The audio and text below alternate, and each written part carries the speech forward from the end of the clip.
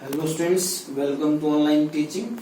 We are discussing chapter first, the rise of nationalism in Europe. This is module 4th. In third we discuss about Napoleon Code of Law. Now in this we will discuss about the making of nationalism in Europe. The making of nationalism in Europe. Earlier we had discussed that when the revolt of French that got a success, the other European countries were also motivated. They were also happy. Now this is the opportunity for them to have their freedom. Now what was that? There was no connectivity or ethnic group between these European countries. As we see now that these European countries, they are prosperous, they are rich, they are happy, and they have the same ethnic group. But during that time period of 18th, 17th century, such things were not found. They were not ethically one. And next thing was that even nation states type of connectivity was also missing. What was that? It means these countries which are nowadays nation states, in which they have the common descent, common language is spoken, that is also, you may say, negligible at that time. Okay, now Italy, Germany and Switzerland were divided into provinces. And ruled by a local ruler. It means they were scattered, they were distributed, they were divided, they were segregated from one another. They were not having the common ethnic group. They were totally different. Next thing was socially and politically no bond,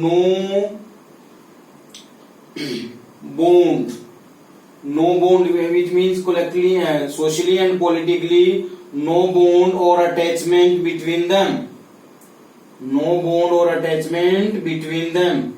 Such things were found that they were not related to one another. They were not have the connectivity. Next thing was that these countries were faithful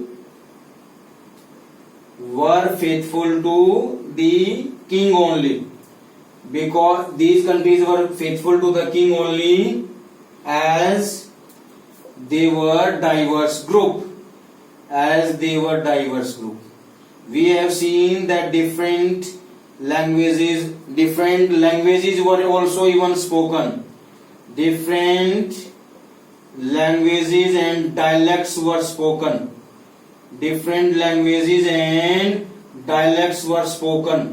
It means such things that were found into the European society. So they were not united, they were scattered. They were not having the trust on one another. They were ready to snatch one another empire. Such thing of mentality that was found. Now next thing that we will be discussing, the aristocracy and the rise of middle class. The aristocracy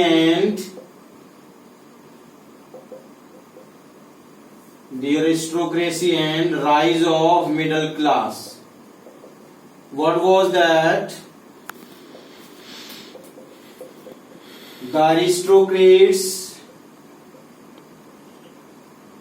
aristocrats were enjoying a lot of facilities.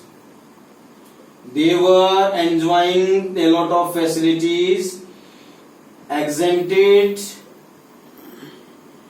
from paying taxes, okay. Next thing, what was that? These people were very few in number, but very rich. They were very rich. They were having a lot of wealth.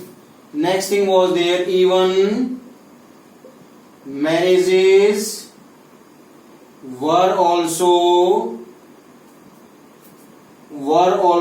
a part of business. What means that the good family, the richer family, they were having marriages into the richer families, so that they can have the wealth. That can also be Central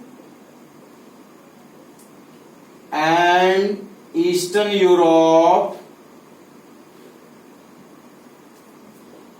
was having maximum population of peasants, or you may say maximum of the society was made up of these peasants. This was the third estate. Maximum of the, you may say, that population or generation that belonged to the peasants. They were not having enough resources, but was that maximum land was acquired by aristocrats, and the peasants were also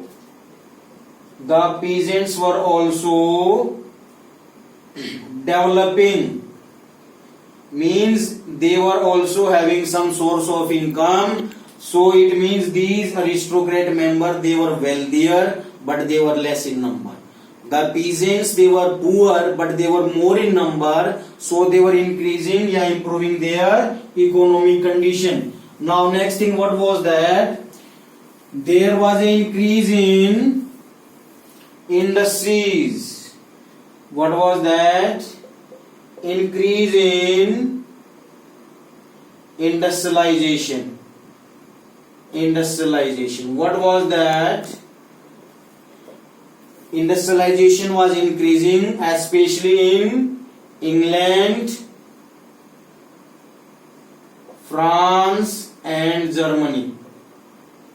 These were the countries. Here it was into the mid 18th century, and here in 19th century. What was that?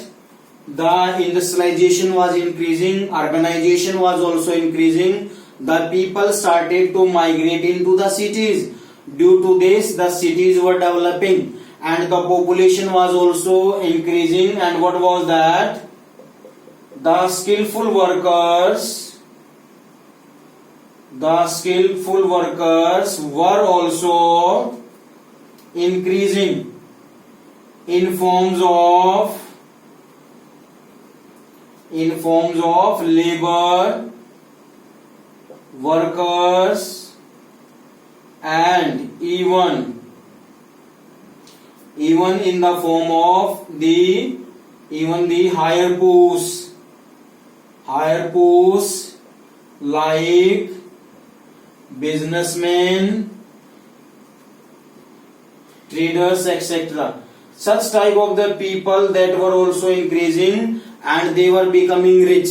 And due to this type of the industrialization, there was an increase into the economic standard of the people. There was increase in the this economic standard of the people. They were becoming rich. So what we may say, that this industrialization that helped a lot, and due to this the middle class society that was maximum developing, the middle class society was maximum benefited